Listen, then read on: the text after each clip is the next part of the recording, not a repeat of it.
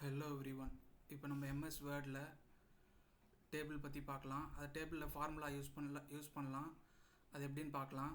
For example, இப்போ table செலெக்ஷனில் இருக்கும்போது டேபிள் டிசைன் அண்டு டேபிள் லேஅவுட்னு 2 டேப் வந்திருக்கும். அதில் டேபிள் லேஅவுட்டில் போயிட்டு இப்போ நம்மளுக்கு கிராண்ட் டோட்டல் தேவை.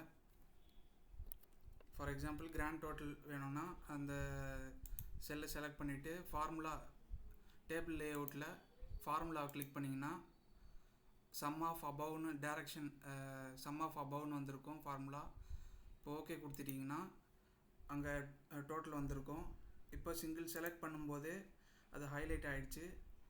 இப்போ ரைட் கிளிக் பண்ணி பார்த்தீங்கன்னா அது ஃபீல்டாக தான் வந்திருக்கு. இங்கே update field, edit field, toggle field கோட்ஸ்னு இருக்கும். இப்போ டாகிள் ஃபீல்டு கோட்ஸ் கொடுத்திங்கன்னா அந்த இடத்துல என்ன கோடிங் வந்திருக்குன்றது தெரியும். இப்போ ரைட் கிளிக் பண்ணி அப்டேட் ஃபீல்டு கொடுத்துடலாம். இப்போ ஃபார் எக்ஸாம்பிள் இதுவும் ஃபீல்டாக தான் இங்கே வந்திருக்கு டோட்டல்.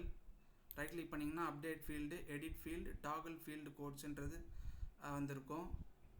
ஃபார் எக்ஸாம்பிள் இங்கே ஏதாவது சேஞ்சஸ் பண்ணுறீங்கன்னா இப்போ 67 மாற்றுறேன். இப்போ ஆட்டோமேட்டிக்காக இங்கே அப்டேட் ஆகாது. ரைட் கிளிக் பண்ணி அப்டேட் ஃபீல்டு கொடுத்தீங்கன்னா இங்கே அப்டேட் ஆகிடுச்சு. 96ன்றது 112 மாறிடுச்சு. இந்த மாதிரி நம்ம எம்எஸ் வேர்டில் டேபிளில் ஃபார்முலா யூஸ் பண்ணலாம். நெக்ஸ்ட் வீடியோவில் இதை விட இன்ட்ரெஸ்டிங்கான டாபிக் பார்க்கலாம். தேங்க்யூ ஃபார் வாட்சிங்.